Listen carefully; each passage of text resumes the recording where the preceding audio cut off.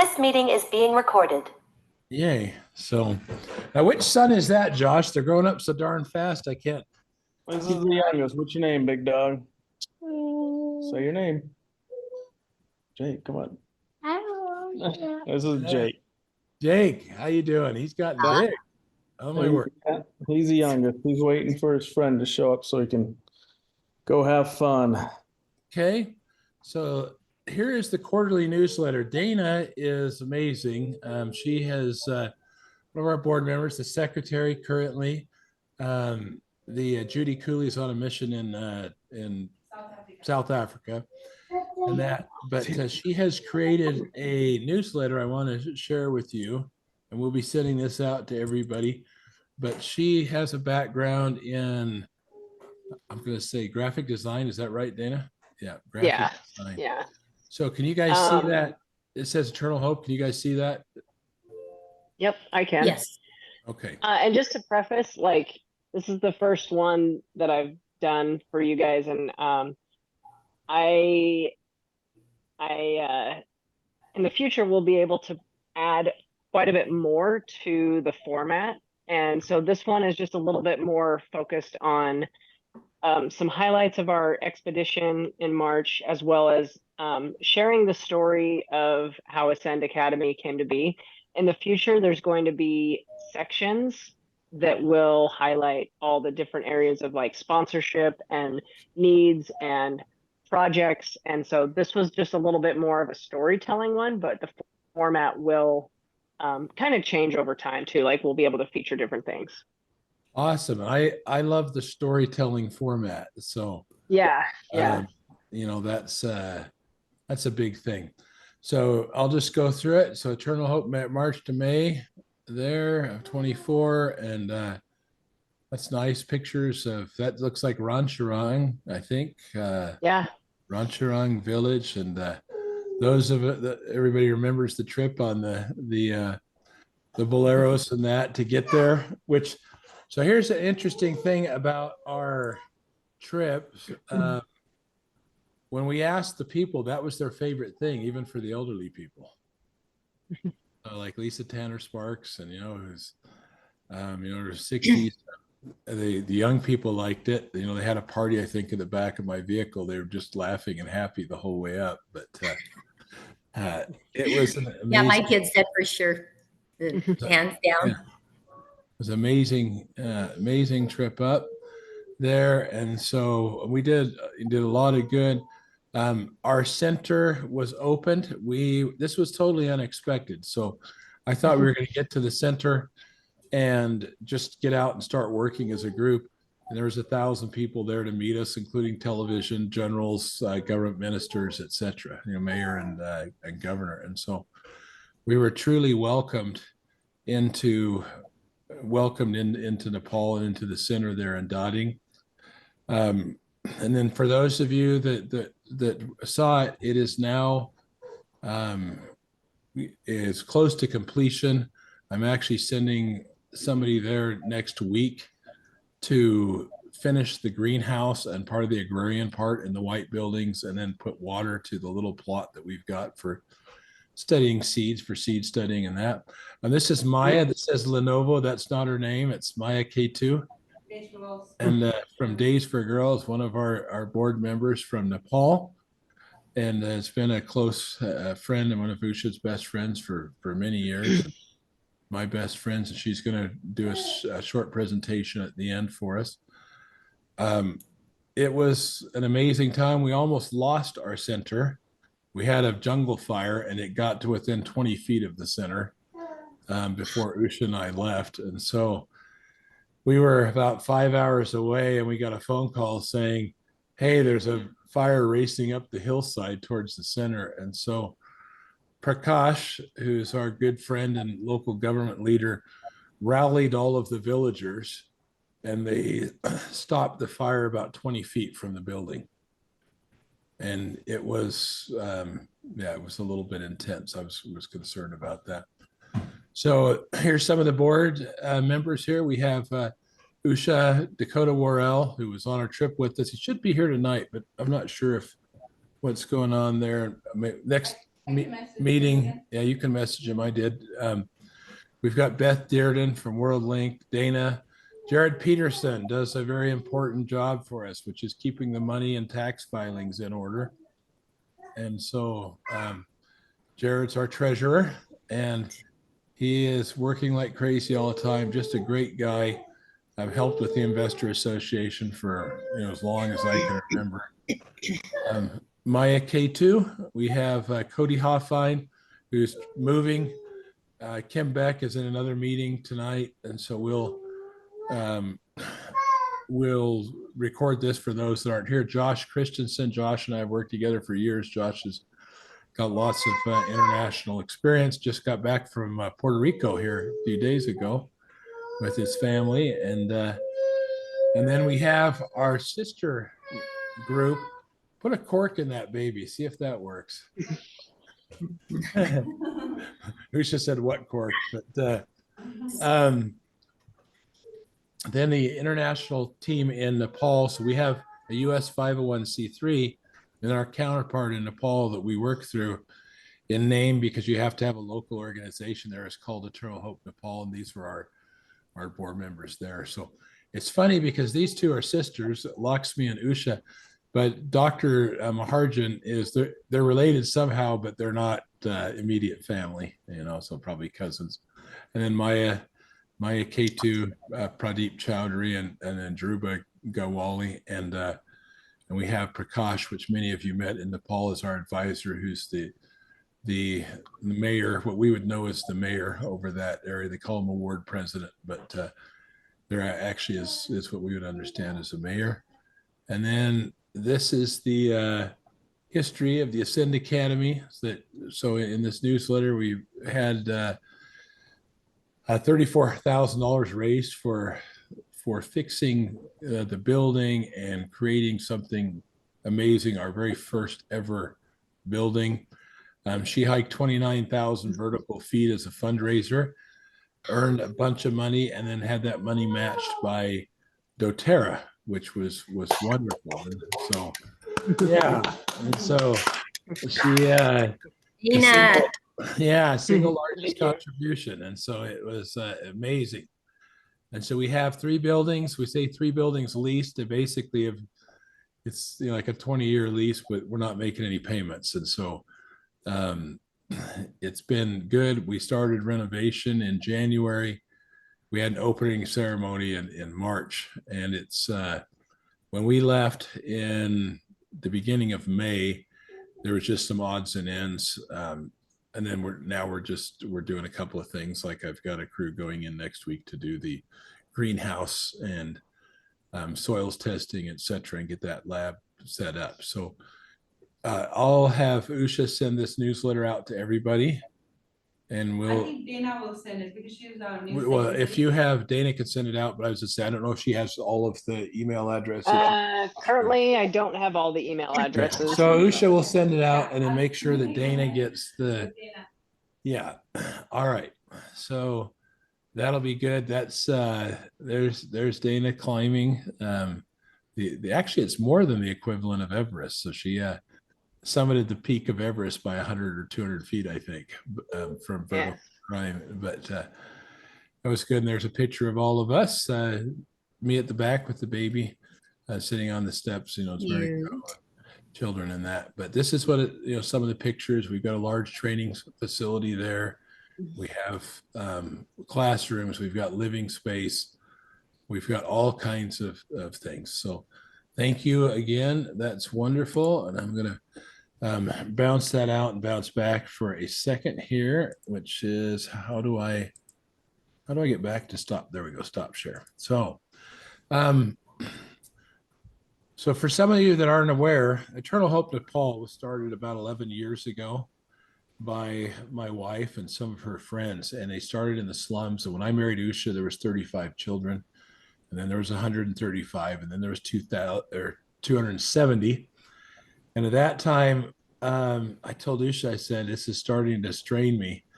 We're going to have to sell the house and move into a rental. And then I had the thought that we could do online sponsorships of children. Josh is sponsoring I think at least 10 children and maybe more, and Dakota and everybody here is sponsoring children. And I put it on Facebook. I'm not really that techie of a guy.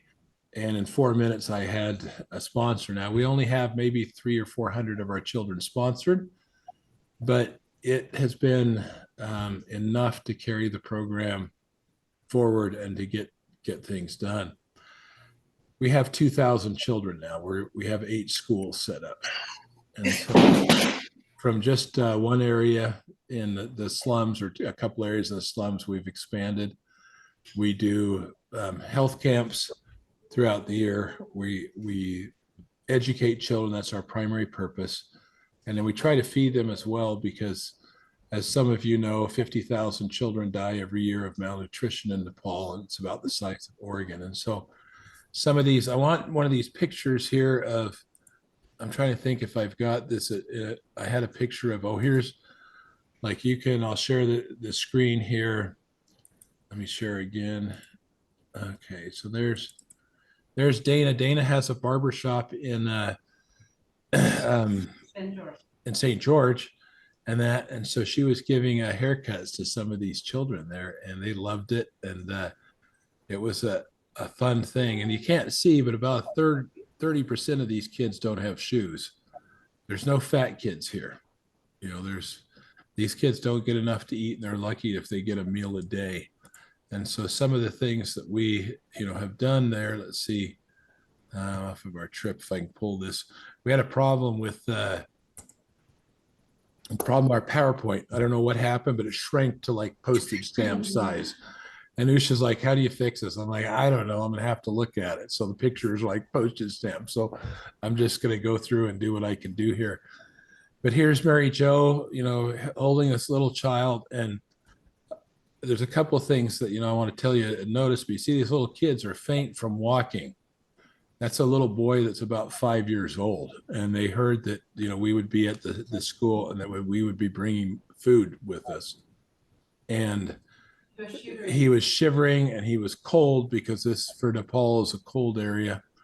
And you can see like the jackets on, some of these people, but they were cold and shivering and hungry. And Mary Jo gave her jacket. So a act of true Christ-like love. Here, now you can see this hair looks a little bit blonde. That's from malnutrition. Okay, that's from a lack of proper vitamins, etc. And so some of those children, the hair will go blonde. And so this is we're feeding these children here. We took a meal up with them, and they're happy. And it was pretty simple. I think it was chicken, rice, beans, and some vegetables.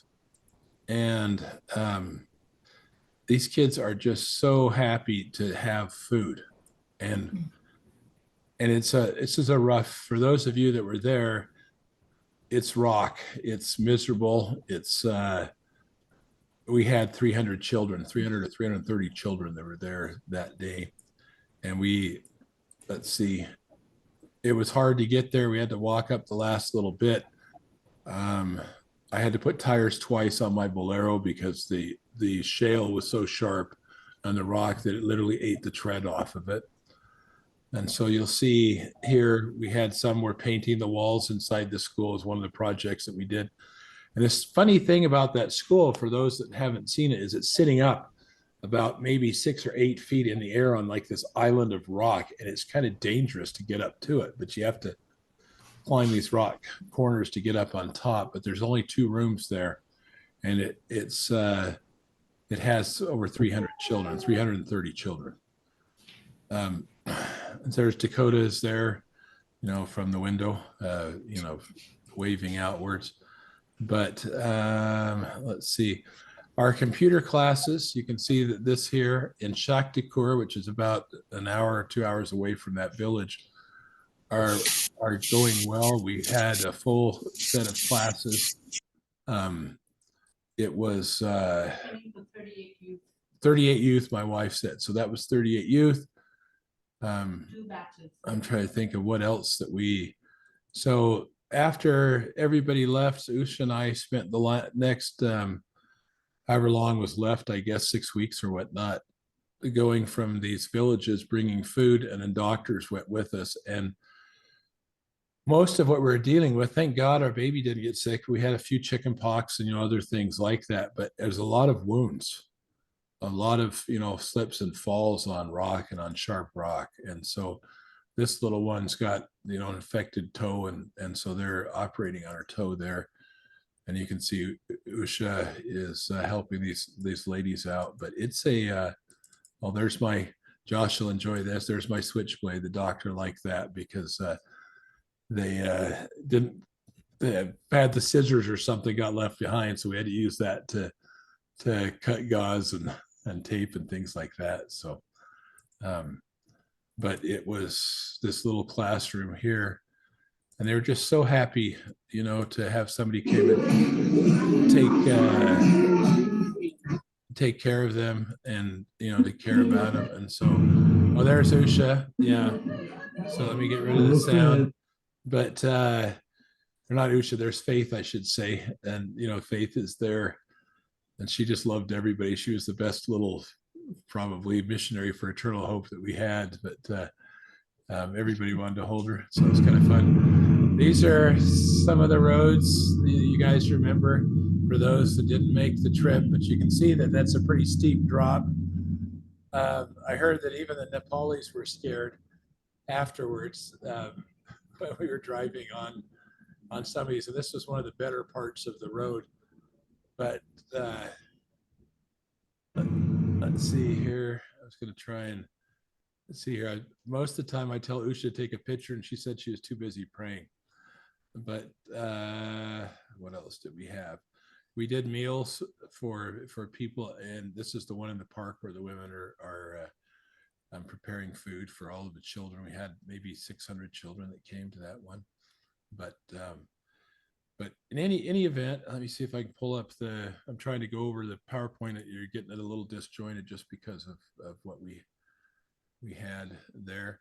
My daughter has been breastfed on elephants, canoes, rafts, I think, and the back of Jeeps. And so yeah, it's just been it was an interesting experience. For those of you that haven't been to Nepal, you probably, if you look at this rock, this is why the treads get eaten up. It's because this rock is so sharp and there's so much of it. And if you can imagine like a 40% incline, there's a lot of pressure on the tires. That's what they call a Bolero. It's a Mahindra Bolero. It's about 80% the size of a Jeep Wrangler, but it's 10 times as tough. And it's got a 2-ton payload, where a Jeep only has an 800-pound payload on it. We actually had 25 people at one time that we saw in the Bolero. So it's hauled a lot of people up there. And then if some of you might remember these, we brought these with us or had those made, but cornhole. So we were looking for ways to entertain children, because this is the largest flat area up there. And if you kick a soccer ball, it could go from, I don't know, it might take you a couple hours to find it on the bottom of these hills. And so we thought this would be a good game, but we just got this picture, and the kids at one of the schools is playing this game. So let's see if there was anything else that I missed on. This was a big deal too. We hauled up fruit because these kids don't see fruit. They have oranges once a year if they have an orange tree up there, but they don't see fruit. It's usually just a runny beans, and that's called dal, and rice. Yeah. They don't have beans too Yeah. in the mountain village. They don't have beans too? No, it's just rice. Yeah, it's just rice, my wife said. And so one of the things that we did is, let me see if this works. So this, can you guys see that, where it's like a bunch of apples and fruit and stuff like that? Yeah.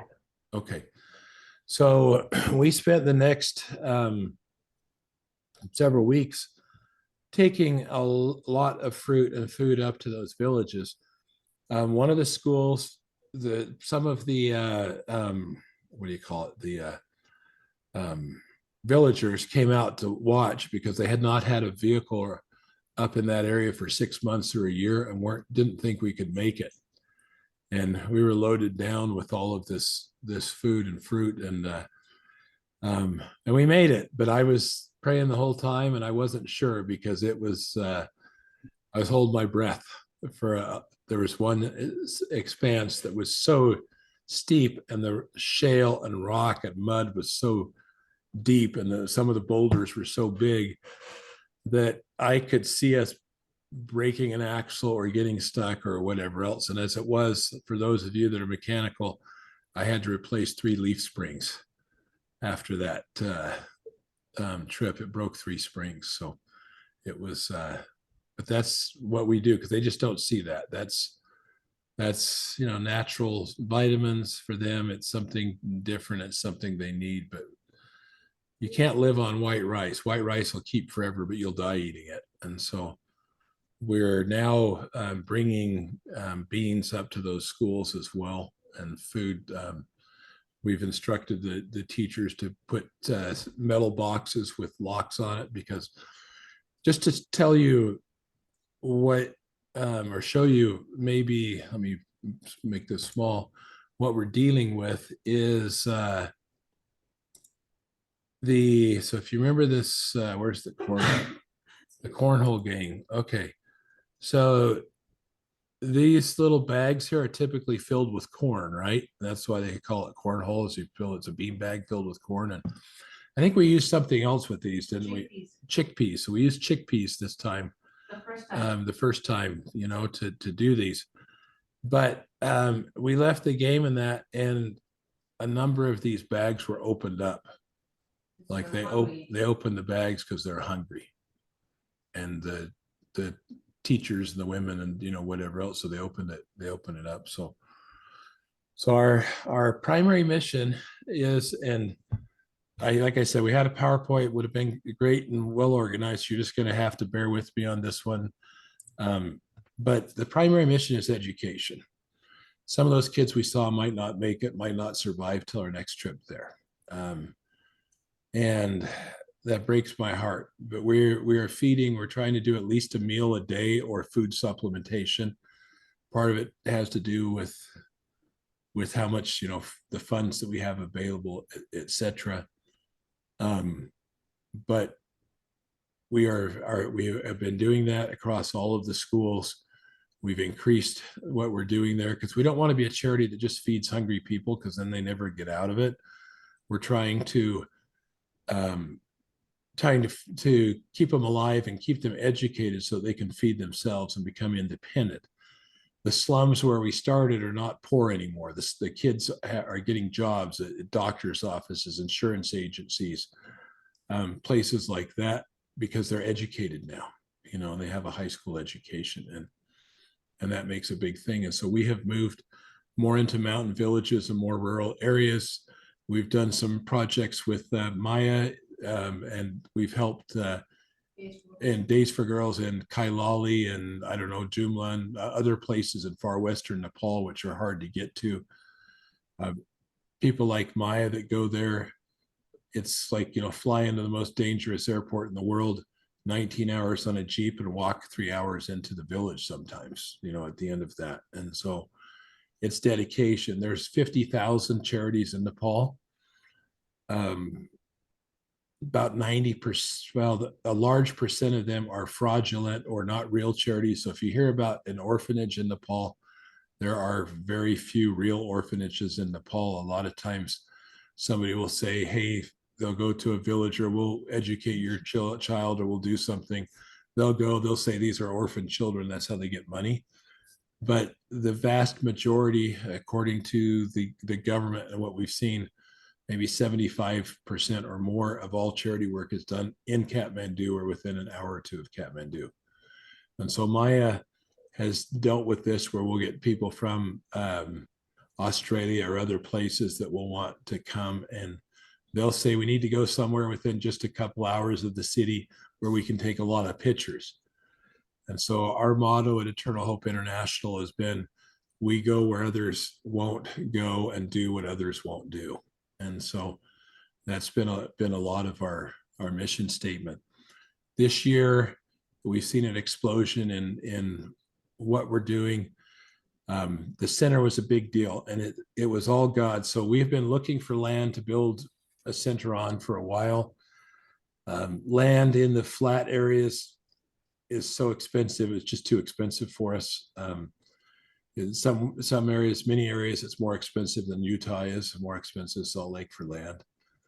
And so Prakash found out that we were looking for land to put a center on, and he called Usha and said, tell Vena, it means brother-in-law, to come to Dotting and we'll take care of him. We'll give him a building. And so they had combined high schools, build a new high school and combined schools, and gave us the old high school that they had there, which to the best of my knowledge has never been done before in Nepal. That the government's never given anything to a charity. And we ran into some other charity people. They said the same thing. They said, we can't believe it. We've never seen that happen. And so God sowed a seed. When I was there in 2015, he was working with me. He was just a goat herder. And we were putting in Franklin stoves in a village. We put 200 in a village in Lamjung, where Bishtu was from, because the average lifespan of women there was 38.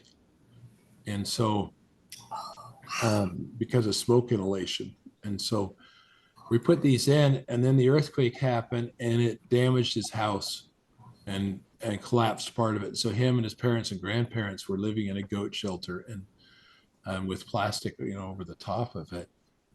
And so I had just gone through a divorce, and a bunch of this, I didn't have much money. I'd given it all away. But I sent him, it was a small amount, maybe $400 to $1,000 somewhere in there, but it was enough. It goes to 10 times as far in Nepal, and it was able to help him rebuild his house, and he never forgot it. And so that, was the seed that God sowed and allowed us to do that. And so, hello, Dakota. Matt, good to see you. And, Hi, Dakota. So you're. What's up, Dakota? Hey guys, good to see you. Sorry, it Hey. must have skipped right over my head that we had a board meeting, and then I saw all of you guys texting me. Thank you very much. Yeah, absolutely. So this year some of the projects that we're doing is I'll show you let me show you here. We built a home while we were there for a lady and her daughter. So the father had abandoned them. And Luke Trotman has been a real good find for us. He is a builder from America who married a Nepali. So he's just like me, except for he's much better than I am with Nepali. He's been over there for, I think, maybe 3 or 4 years, 5 years, something like that. And maybe 6 years. He speaks really good Nepali. And he has worked all over the world in alternative building sources. And so I'll show you what we did there is we built, I need better pictures. You should get me Did you see the slide? no, I can't see. Slides are so small I can't see them. They're like fingernail size, but we had a problem with our PowerPoint. But in any event, you can see the end of it. We built this house. It's about 30 by 15. It's actually quite nicely done. We can make it smooth like an American, smooth stucco wall, but they like it like this. It's got a little more natural rustic look to it.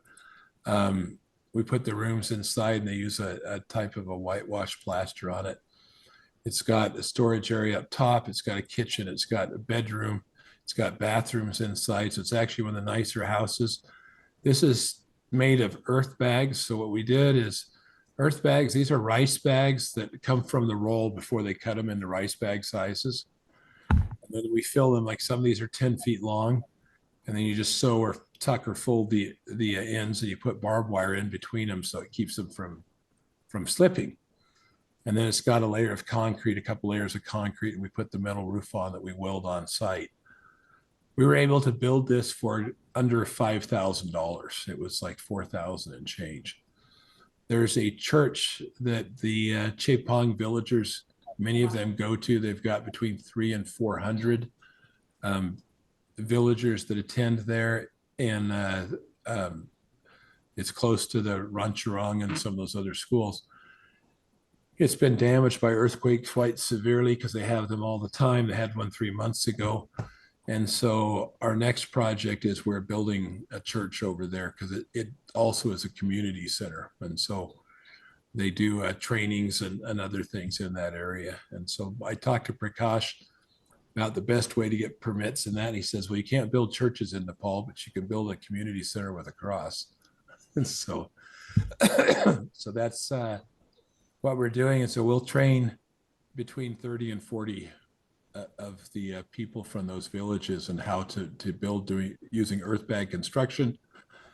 And what's good about this is you can't tell the difference between this and brick construction, except for those walls are about 18 to 24 inches thick. And these are earthquake proof. So during the major earthquake that they had, and then several of the minor, they actually had one in Dotting that was a 7.3 here 3 months ago.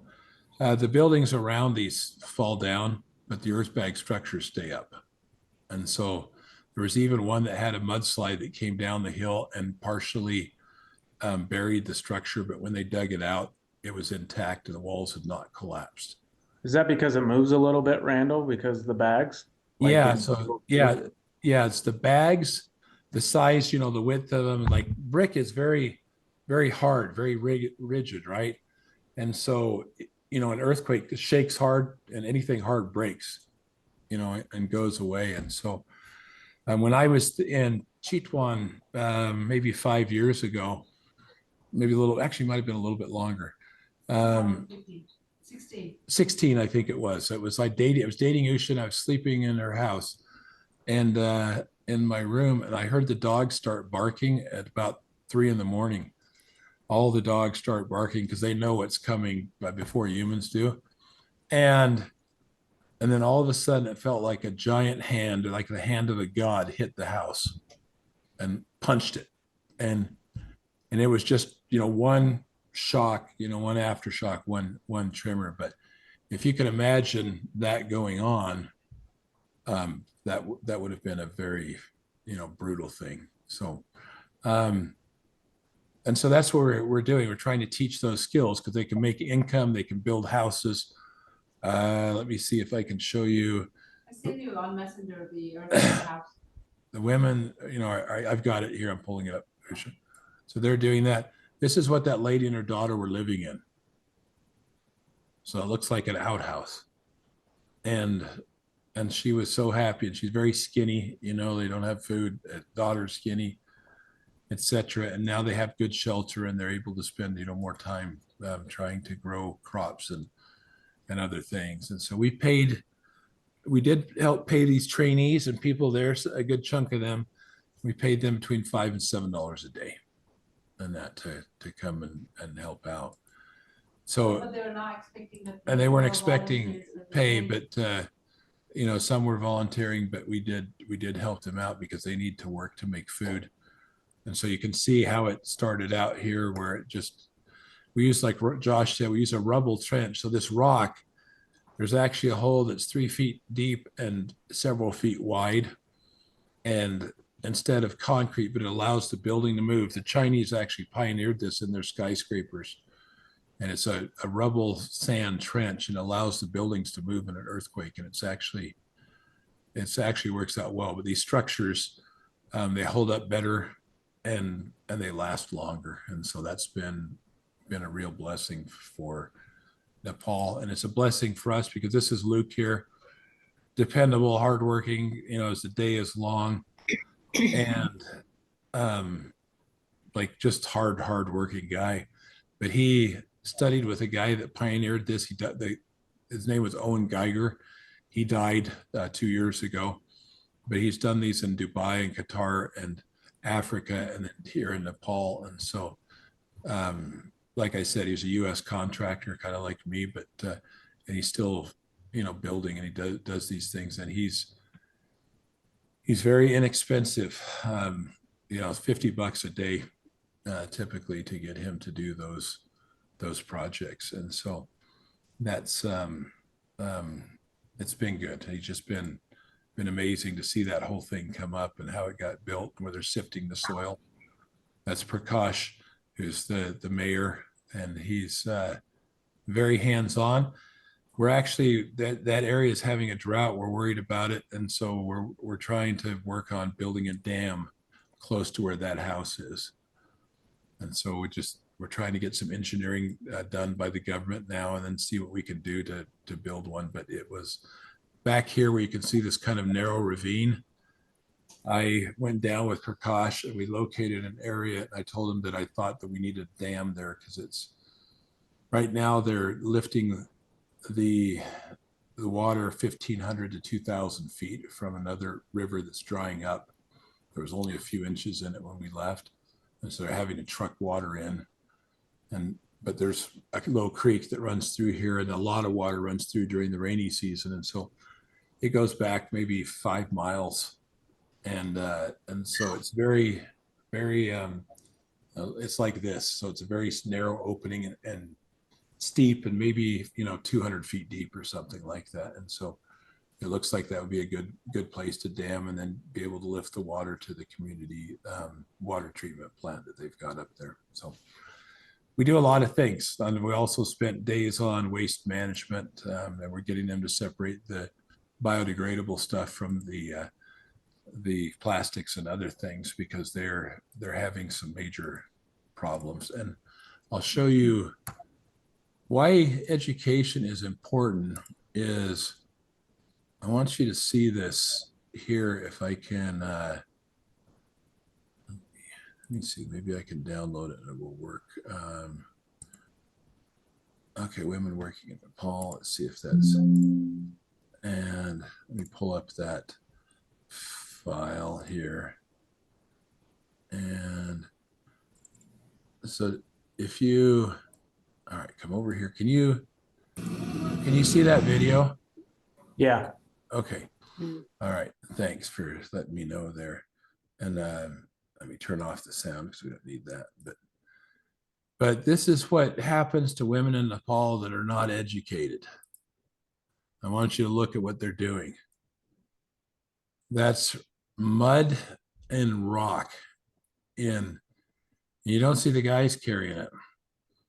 But they're building back here, and they fill those with concrete as well. And that is extremely heavy. That's well over 100 pounds. Those women are 4 feet tall. And they're like, and we've seen this a number of times, women with 200 pounds, huge loads. But that's the lot of life for women in the city, women in the villages that are not educated and don't have something else. And so that's pretty much in a nutshell. That's kind of what we're doing there. And we're training, we're doing lots of training and sewing training and computer training and house building and plumbing, electrical, all of those things, business training. I spoke at one short event, but we've got more programs coming. We just have been translating some of our training into Nepalese, like the earth bag construction training. We've got that now in Nepalese and slides, and to make booklets for the people that come.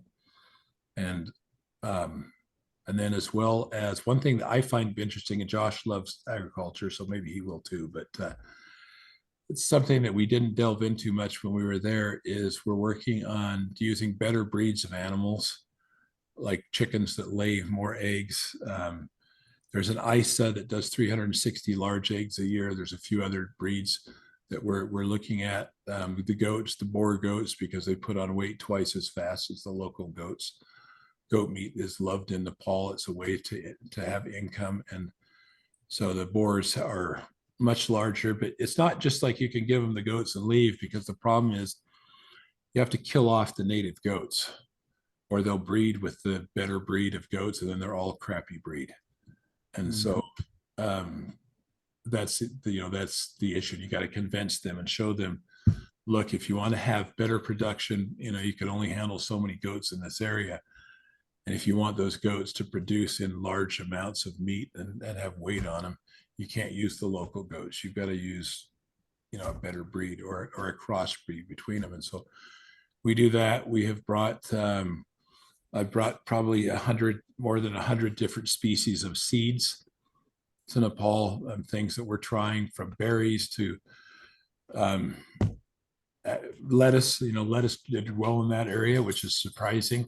There's no market right there. We have to market that in Kathmandu or Pokhara, which is about 3 hours away when the roads are good. But what did work out well, almost too well, is the cantaloupes worked out well. And the watermelon worked out too well.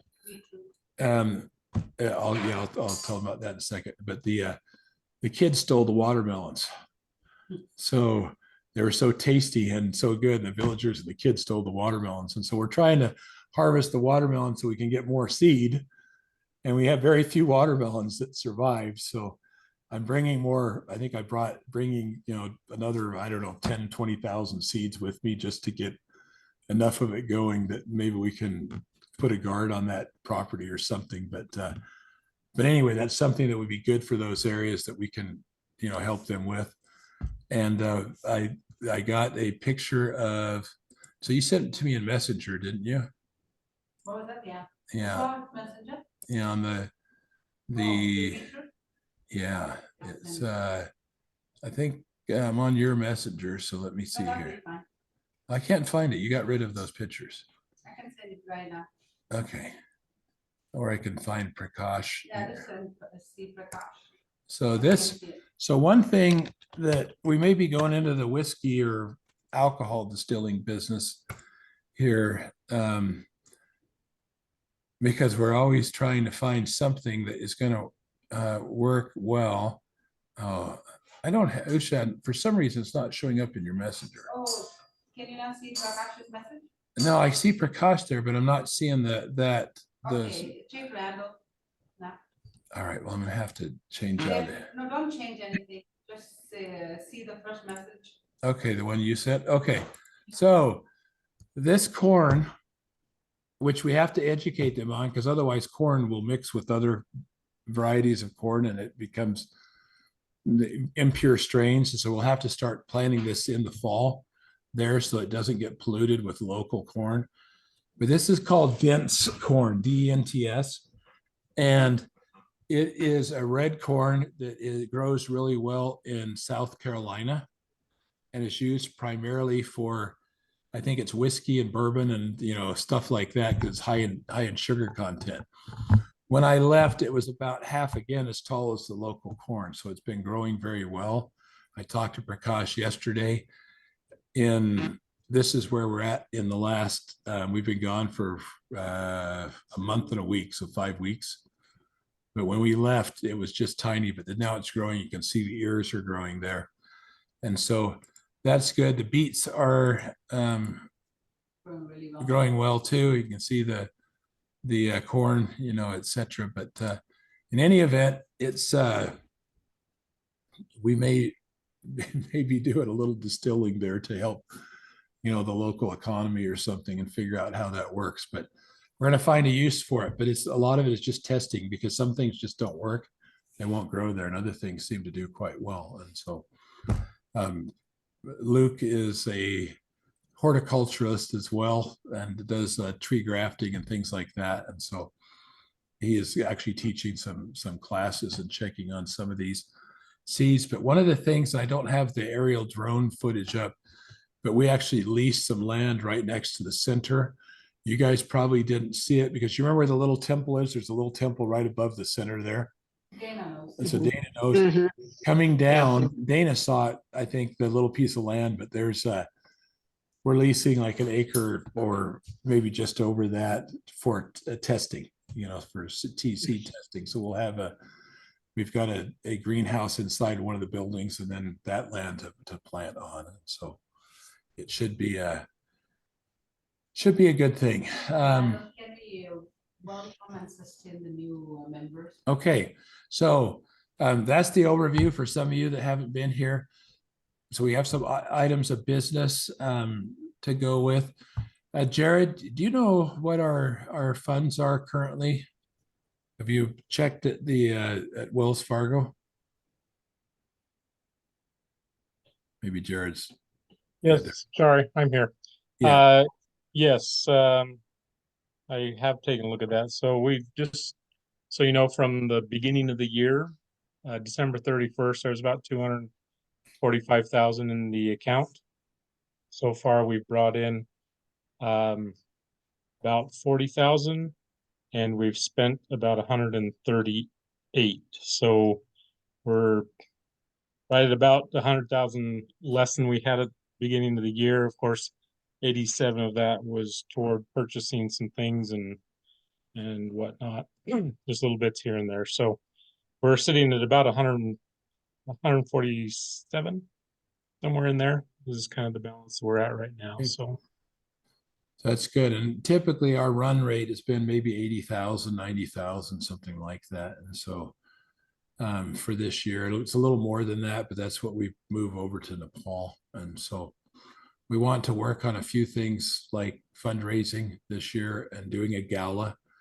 And so we'll be sending out, messages for that. Dana, or not Dana, but Mary Jo has a friend with the rug guy here in Salt Lake that's the biggest rug importer, and he actually has a factory in Kathmandu. But and I took a couple of rugs that I brought back with me to him, and he looked at him and he says, yeah, we'd sell those for like $500 or whatever there. So my thought has been, if you know somebody that wants a Tibetan rug, so it's a nice one.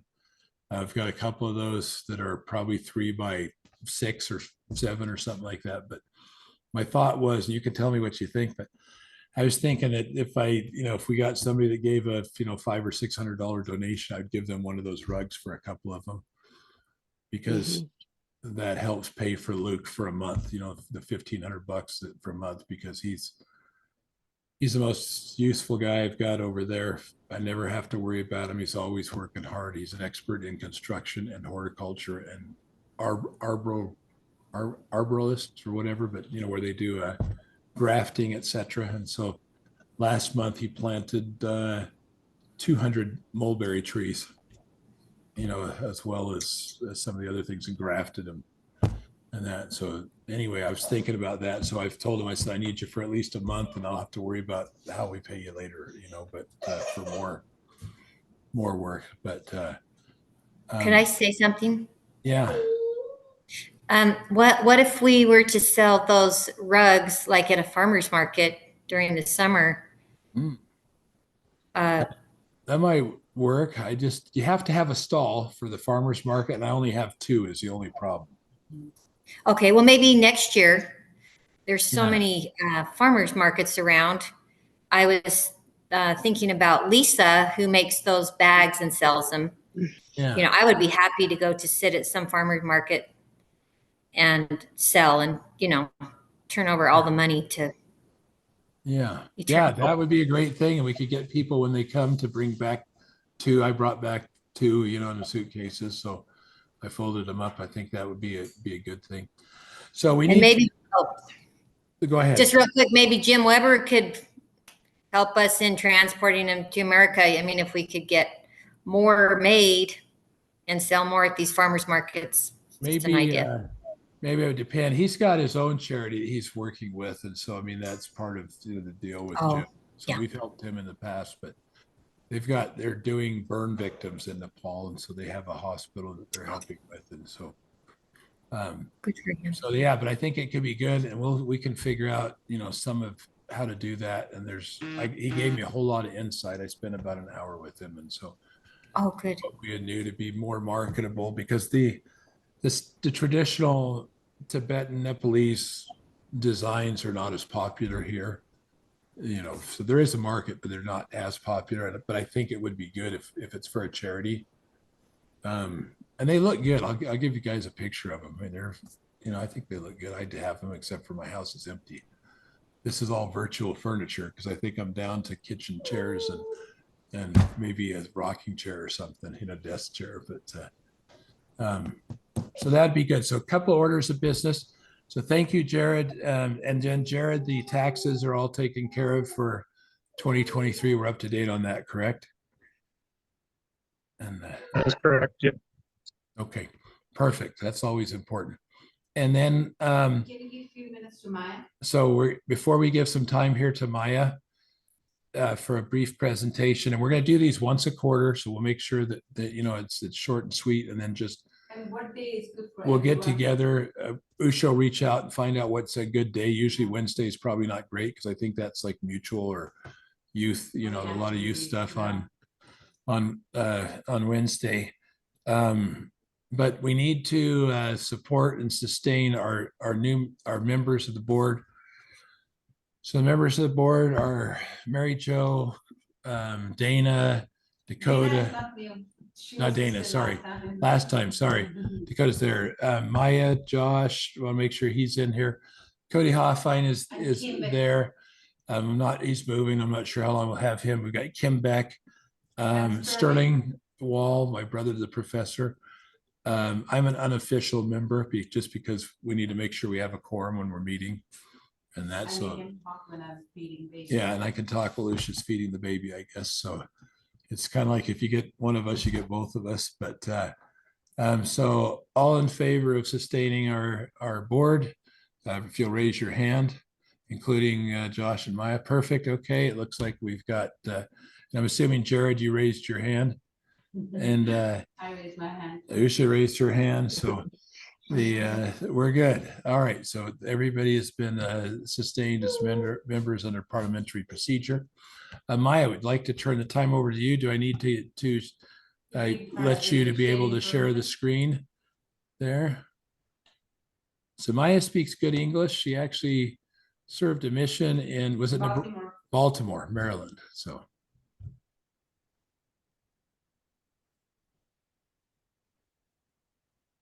You got to speak, Maya, because I can't hear you. She's muted. Namaste, everyone. Can you hear me? Yep, we can hear Namaste. you. Namaste. Namaste, everyone. And thank you so much for, invited me in this meeting. I really appreciate. I'm so honored to be in part of this great mission. So I will quickly go over some few things that we have done with Days for Girls. Sorry.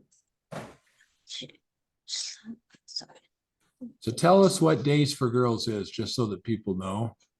So Days for Girls basically work in menstrual health, education, as well as washable pad, which is very sustainable. Right now, government in the past, back in 2019, government just provided free disposable pad to all schools, and that caused a huge problem because we already warned them. It may not, we already shared them the consequences, but they didn't listen. Now they are having a problem like blocking the toilets, managing the waste. So it's a huge problem right now. So Days for Girls also advocating on washable pad and menstrual health. So yeah, we are very happy to work with Eternal Hope Nepal. And so it is like, I think this is officially like a little bit bigger collaboration. Days for Girls and Eternal Hope Nepal has it. So can you see my? Yep.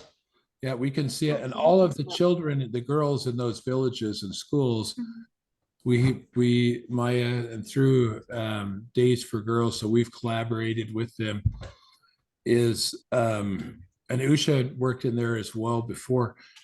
They all have Days for Girls pads in that because number one, you can't buy the disposable ones in those villages. There's no source for it. And then number two, they're a problem. And so before Days for Girls came along, they would just stay at home and bleed out, maybe over a piece of cardboard or straw or something like that. And so this mission has to do with the menstrual hygiene and been very effective. And I think more than 200,000 women in Nepal have been helped with pads. Is that correct? Yep. So anyway, I'll turn it back over to Maya. Thank you. So this is the project. The name is a Pailo Paila, which means first steps. So this is the first step taking in different ways. So we already talked a little bit about Days for Girls. So it's first step means we are taking a little bit different than the other things we have done in the other doing, because like the girls had so many questions during the period. They really don't know how to handle the situation, some of the concern they have. They really doesn't understand the process of menstruation, some of the symptoms, and so that's why we are training the pre-menstrual girls. Means like before they have a period, we are educating them, as well as the girls who are having a period, as well as the mothers, we are also educating them. So both ways we are doing like three group of people, and so they all connected to each other and the learn from each other. So that's the goal, because there is a gap between mothers and the daughters.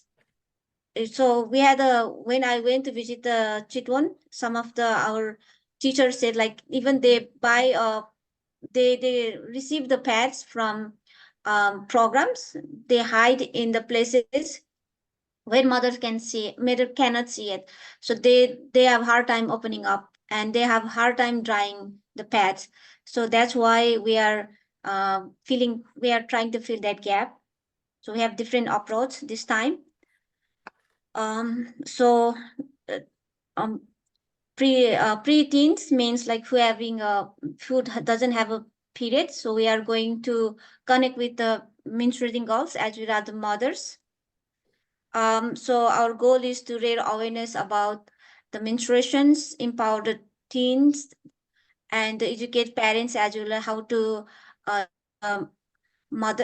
daughters, as well as we are also coordinating with local government, with local stakeholder, about why it is important to educate women and men on this issue.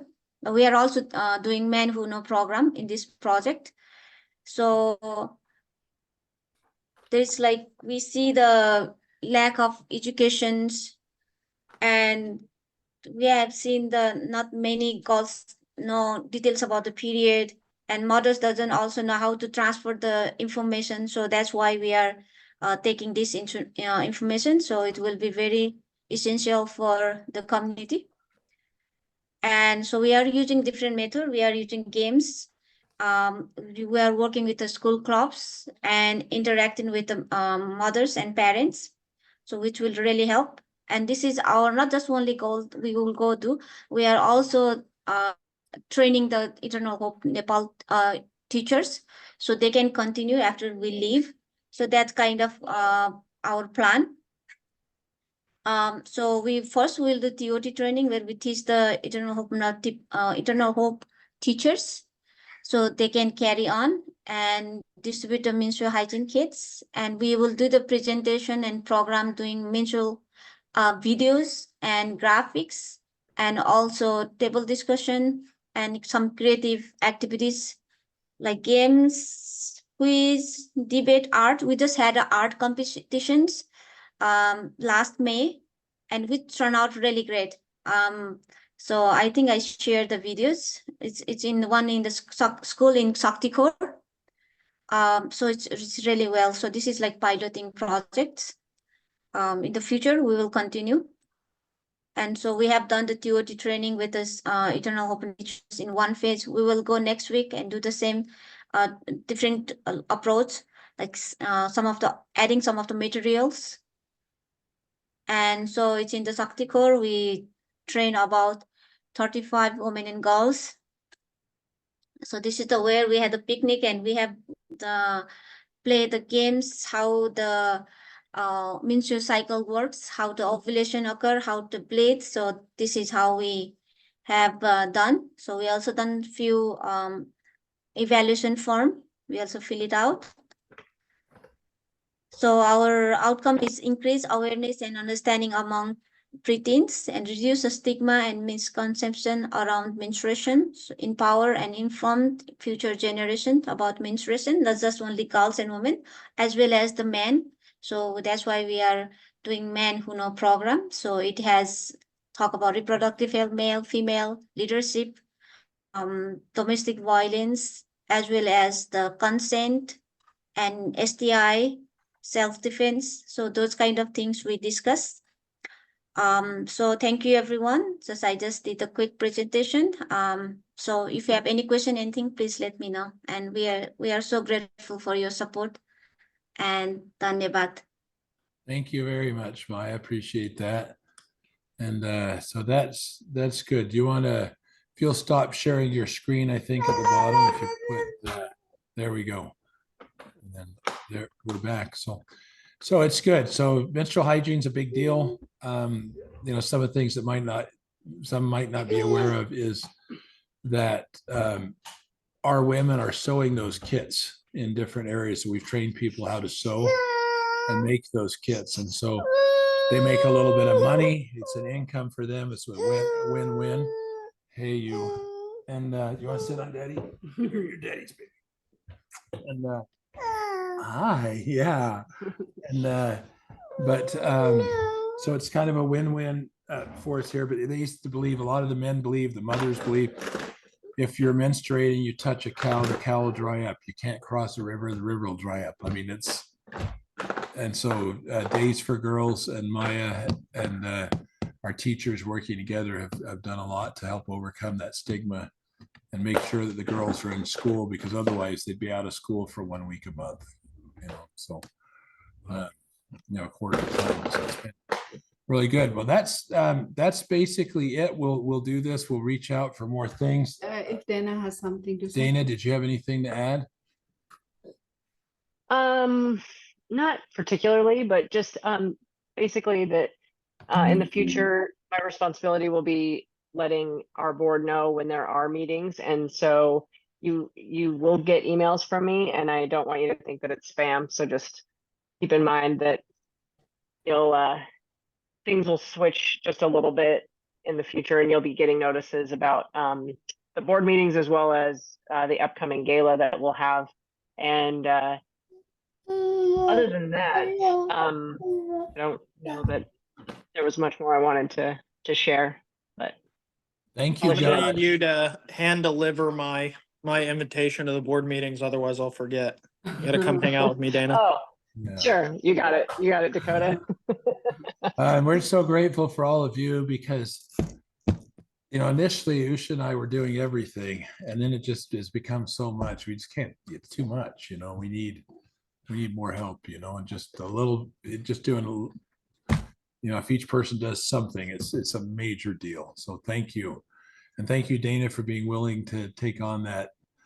It's just trying to, we had a PowerPoint. Usha's been working on it for 2 days, but I don't know what it is. The pictures are like the size of a stamp or a thumbnail or something. And I couldn't see it. So we'll hopefully be better organized and things will come together, but we're making a difference. We're saving lives. We're actually seeing some of the girls who started out as young girls at 8 or 9 here, 11 years later. Some are going to college, they're getting jobs. They're, some are being foolish, like many teenagers, but there's a story. But they're being, just a second, I'll let you tell that one. But they're being foolish with jobs, which they couldn't get before, because when there's a 10% literacy rate in their area, their group, nobody would hire them. And so that's something good. So Usha is going to tell the story or something like that. So last week I got a story. Our teacher shared the story. One of the girl who is in our program in the slum, she was selling some corns on the street, and one of the men, like in his 40s, tempted her by saying, I'll buy all the corns, just follow me. So he took her to the forest and tried to rape her. And she remembered the training, the Days for Girls training that she had received about self-defense. So she kicked that person just the way the Days for Girls train, and she escaped. And her mother was so grateful, called our teacher and told her that, I'm so sorry that I made my girl work. I want to send her back to school again. And our teacher admitted her, readmitted. So that was She kicked him in the nuts. Yes. Yeah. That's awesome. Yeah. Wow. It was good. And most people in Nepal are pretty decent. I'll never forget when, I think was it your first trip where that drunk guy grabbed Hannah's boob? The bigger. Yeah. Was that the first trip? Second one, I think. Second, the villagers came and beat him with a stick. That's like, Wow. that's pretty satisfying. Wow. So, but it was good that that girl was not abused. But it's funny because that's the first time I've even heard of that. When I looked at the data, you're 37 times more likely to be raped in Utah than you are in Nebraska. So my brother Sterling will be helping us interact with universities and hopefully coordinating some programs and trips with the students and work with graduate students. And we talked about that. He said that they've had problems on many of their trips because he says it's almost always the girls who decide that despite warnings and everything else, that in the middle of the night they should walk to the areas that they've been working at volunteering. What? Why? And so now their university, you're on mute if you're talking, Josh. She's messing up with your Sorry. speaker. Sorry, I think Face messing with your thing. I'm having a hard time hearing you. Sorry, take it, baby. But, Yeah. So anyway, the number of the universities now, they require that not only does the university have the professor there, but they have local people that are in charge of that because, that's just stupid. But it's just kind of interesting. So thank God we haven't had any of those issues. Yeah. But all right, we appreciate all of you. Thank you so much for coming. Is there any other comments or question? Each of you guys do amazing things, and Usha and I are on track for, God willing, don't run out of money. I can get rid of the house and everything else, but our goal is after Thanksgiving. So of this year, moving. Thanksgiving Yeah. And before Christmas, eh? Yeah. So Randall, did you guys decide if we were doing a second expedition? I think that might be a good idea to try and do but I couldn't probably do it before December. I don't think. Maybe January.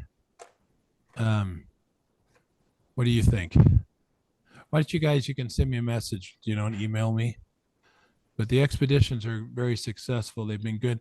And here's the thing that's interesting about the expedition. Let me tell you about the unseen expedition success. Can you guys hear me okay? Or did my daughter push a button? Yeah. All right. She's out there going like this on the keyboard, but She knows. so when we have those expeditions, we always pick up people that come that will sponsor children, etc. But thanks to all of you that went and asked for, help or showed what we were doing with the sewing centers, we picked up I think 60 sewing machines that were donated, while we were there on the trip, because it was like every day or two people were donating $100, $200, whatever, for sewing centers. So we have sewing machines in 4 different centers right now where we're training women how to sew, because it's a source of income for them. Not only can they do the Days for Girls pads, which people need, but uniforms. And This government, collaborating with the government. so we're collaborating with the government. We started to do a lot more with government because our connections through Prakash and everybody else has helped facilitate some of that. But the government will give a certain amount of money for school uniforms, which usually used to go to the school administrators, and they would, the graft or whatever. Or the family who just drink. Drink it up or something. But now with this, then it provides a way for income, because they can sew, uniforms, clothes, menstrual hygiene pads. And so that's actually been one of the more successful things, is teaching them how to sew. All right. Well, thanks everybody. Thanks, Dakota. Go ahead. Was there anything else, Dakota? I was just going to say that if you do another one so soon, I think the goal should be to get people to pay for it. Just as a trial run. I mean, not us, but if we get third parties that want to come, charge them something. Maybe that's how we raise some of the money for Luke. Yeah. So I think we're going to try doing that with some of the college students a little bit, as well, because I don't want to raise it for anybody that's been supporting us or been involved in it, or, whatever else, because it's just like Josh has got 5 kids. 10.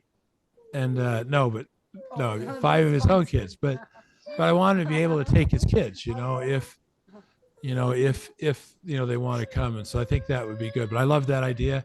And I think we'll do that. That's what we're going to try to do with because those colleges, that those kids are used to paying for a certain amount for that. And even if we made Yeah. 500 or $1,000 a kid, it's significant when you've got 20 kids. Yeah, I mean, throw $3,000 behind some marketing and get some people we've never even met or heard of to come pay $1,500 plus their airfare or whatever. And Yeah. Yeah, every trip like this I've done, Randall, Mexico, everywhere, I've always paid. Yeah. And I think part of you're it. right. I think both of you guys are right, you know, and we'll do what the board wants us to do. I just fought against it because when I was donating to what's the name of it? Choice Humanitarian, it was like $3,000 or $4,000 plus I Yeah. paid for the airfare. And I was only 4 days. You're only on the project like 4 days. The whole thing. I'd land in the country. It's 4 days and you're gone in, you know, by the end of the week, right? And so, and you had 2 of those days traveling inside of Nepal. And so Well, I just always wanted to make it to where families could come. And the nice thing is if you haven't been charging and making it successful, then charging a little bit would maybe go a long ways. You don't have to, you know, keep it cheap. yeah, yeah, do it as a one-off thing. It doesn't even need to be an ongoing policy if you don't want to, you know. sure. And I Cater think, some 10-day trip that's raising money to build houses for the, you know, single mothers of Nepal, and just do it as a fundraising thing. yeah, no, that's great. And I think we should definitely do that. And we make a little bit like this year, I bumped the in-country transportation to $350 from 275. 275, I guess, you know, and so maybe I need to go back and look at the numbers. Maybe we made $100 a person, but that doesn't count what I financed as well. Cause like I paid for a lot of the fuel and things like that. So somewhere in there, I think it's good. I like the idea. That could be a good thing, but we'll have all the OGs, that all the original supporters, everything else to get to go, you know, for the standard, you know, trip. And then new people will, because we're still way better than Choice. It's $4,000 plus airfare, and it's only 4 days. I mean, They're not, most of them are not cheap, Randall. Yeah. Even the Mexico one I did was last year with the orphanage. I mean, it was a great experience, but whew. yeah. And we're providing a 2-week deal. So it's a good Yeah, deal. because Nepal's so much harder to get to and expensive, you know, it's Yeah. tough. So It's 10 days in country, basically. So, you know, I think that's good. A good idea, guys. I think that's good. Thank you. Because you got to straighten me out Yeah. here. I need help occasionally, you know, and I'm always willing to change. I've like been anti-crypto forever, but I'm thinking that maybe it's time to sing a different tune a little bit, and I can be taught. But Josh shows me we've doubled our money on crypto. I still don't think I'd put more than I could afford to lose on it, but no, you should never put more than you can afford to lose. yeah, but anyway, it was yeah, it's just been kind of funny. So I'm always willing to do an about face and do something better. So thank you. We appreciate you. Love all you guys, and it's just been awesome. Thank you for your time. Thank you. Thank you. Thank you. Take care. See you Bye, guys. Love you. everybody. Have you Yeah, too. see you guys. Bye.